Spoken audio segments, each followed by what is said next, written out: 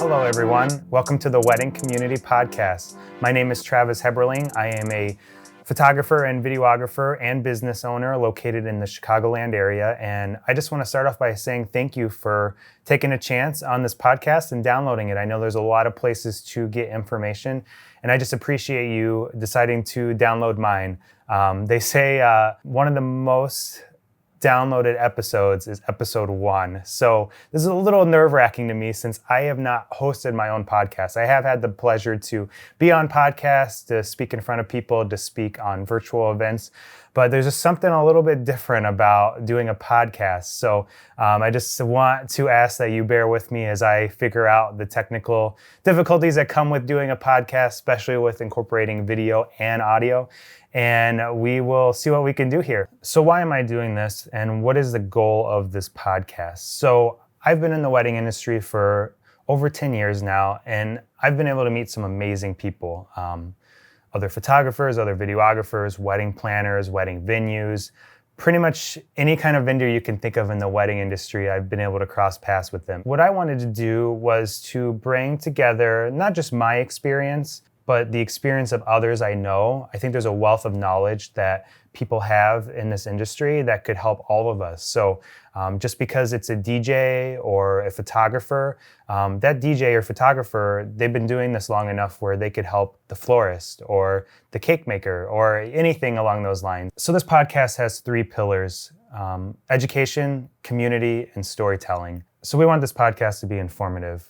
We want you to get something out of it that helps grow your business. Just because, say you're a florist and we have a photographer on the episode, there's a lot that we can learn from each other. And if anything, I think it's even more beneficial that we're hearing from other vendors, so we kind of get an outside perspective of what we're doing.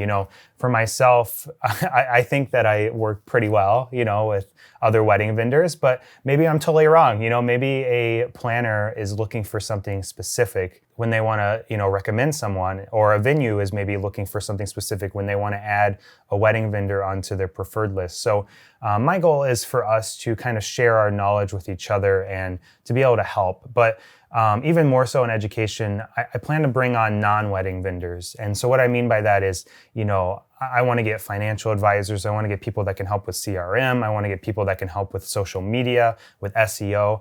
All of those kind of things are so important for all of us. It's not just for the photographer or for the DJ. It's for all wedding vendors, because at the end of the day, we're all business owners too. For me to learn from an SEO expert is going to be just as beneficial for me as it would be, for the florist or the baker. During these connections, what we're going to be building, I hope, is community. And community is our middle name. If you think of us like an Oreo, the community is that cream filling that you want to get to. I mean, the cookie is good, the education and the storytelling, but the middle is that community, and that community is what holds it all together and what makes this great. And so the community will come, from the podcast and being able to hear from new people and have new people to follow. But more so, I really want to build up community online kind of through whatever's popular right now. Like right now, the thing is Facebook groups. That might change. You got things like Clubhouse coming up. And so we just want to be able to grow community where we can be helping each other. It's really cool for me to be in groups with other photographers or videographers. But what would be even better is to, be able to take something like my website and to have a planner that I could go to in a community and be like, hey, what should I change? Like, what would appeal to brides? And so I really hope that by having this podcast, not only are we educating, but we're giving community and bringing community to our community, to the wedding industry. And lastly, that is all built up by storytelling. So being a filmmaker, I love storytelling, of course. And really, I think every business owner should love storytelling, because that's how you're going to sell to your couples. It doesn't work when you're, that used carsman, sleazy kind of sales tactics. It's just not great. I mean, you might win over a few, but that's not how you build a great business. How you build a great business is, just storytelling and educating and just being there for the couple and being their guide. And so just from us kind of sharing our stories of how we've got to where we are, there's stories there But even greater things than that, there's certain things that some photographers maybe have had to struggle with that others don't, or, a DJ, something they've had to go through to get to where they are. And so I just want to bring the stories of our community together and to be able to share those with everyone in these one-on-one conversations that we have. I don't know who's going to be downloading this. Some people might already kind of know who I am. Some people might not. But if you do know, here's kind of a refresher. And if you don't know, this will be my quick elevator pitch for you. So my name is Travis Heberling. I'm a filmmaker and photographer located in the Chicagoland area.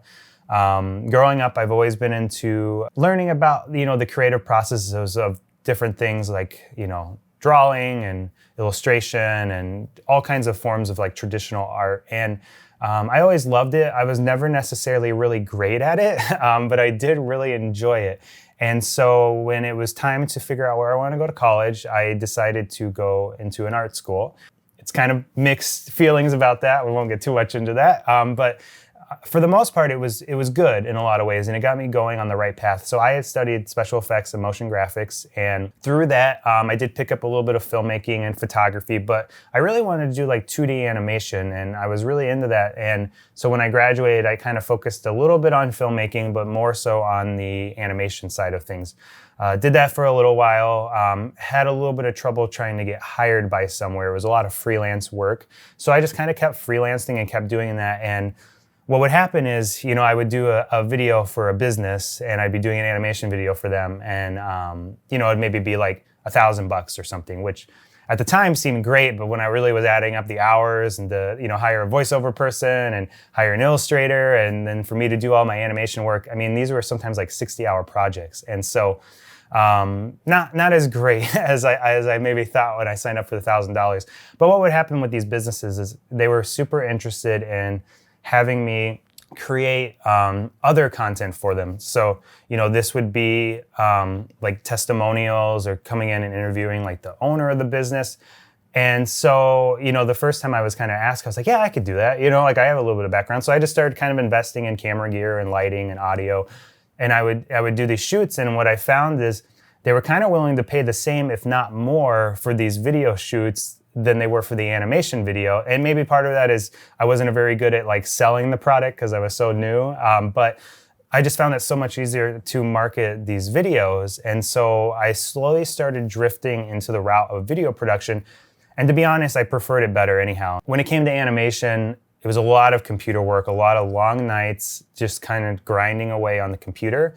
And, if I was doing that maybe once a week, it wasn't too bad. But when you're doing that every single day for 40 to 60 hours and you're constantly staring at a screen, it's a little hard. And so when I started doing the video stuff and realized, I got to travel, I got to go to these cool businesses, learn about their business, meet new people, I just was like so in love with it, and I just really enjoyed it. So I just kind of was doing that freelance wise. And then about a year into that, I started shooting video for a wedding studio local to the area.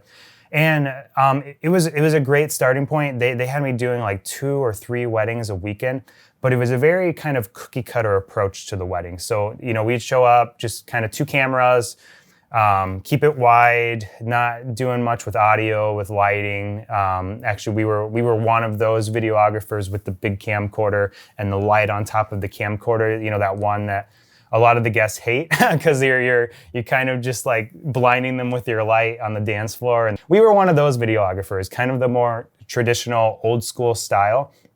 But it was great because what I would do is I would observe the other wedding vendors. So I would be watching what the DJ does and talk to him about his business and things like that. And then watch what the photographer is doing with the lighting and the composition. And I learned very fast. And I was like, I want to take some of these creative things that I'm learning from the photographer and what I'm doing in my freelance work and apply that to weddings. So after doing that for a couple years, I started then shooting some of my own weddings. And I had my friend David, we were kind of shooting together.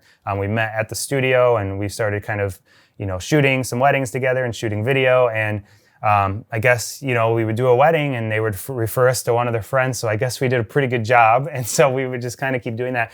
And we kind of just built the business off of referrals. And so about, I would say maybe like 2014, 2015, we made it a little bit more serious. We got it, incorporated. got the business bank account, got all that kind of set up, and then we were off to the races. And a lot of our work was based off of referrals, and that's just kind of how things have gone. And we really try to kind of pride ourselves in the quality and the customer service we give to our clients. I know a lot of people say things like that, but we really want them to feel like what they're getting is this unique keepsake, family heirloom, if you will. And that's really important to us. Like we really want them to see the value in what we do. We know that not every couple is for us, and that's fine. The couples we're looking for, sometimes the video is almost the most important thing to them. Like they would rather, get married in a small little banquet hall or like a backyard if it means that they could have us for their video. The video is sometimes like the most important thing on their list. And so those are our kind of clients, and those are the kinds that we've always meshed really well with. So yeah, I'm not sure what else I want to add. We'll get more into, my business and some things we've done to help grow, and things that I have found that works really well. But really with this podcast, I want to focus in on the people we bring on as guests. Every episode, I hope to bring on at least one other person, if not multiple people, to discuss something. So, some of the topics I've been kind of playing around with are, CRMs and staying organized, and then social media, which, there could be different topics off of just that social media topic, whether it's Facebook, Instagram, TikTok, Clubhouse, whatever it is, whatever is kind of current. Just talking to people that I know that are doing a great job and just killing it in the wedding industry, and just kind of learning some of their secrets that they have and getting a better idea of how they're doing what they're doing. So I'm kind of new to this podcast thing. I might kind of ramble on a little bit. I'm going to try to get better at that. I have a tendency to talk a little too much. Really what I want to do is I want to kind of quiet myself and to listen to, these other people and what they have to say. And hopefully we can all learn something from it. I'm doing this for others, but I'm also kind of doing it for myself, just to be able to have these cool one-on-one conversations with people and to really discuss the ins and outs of the wedding industry. I want to thank you again for joining me on this journey, and let's get started.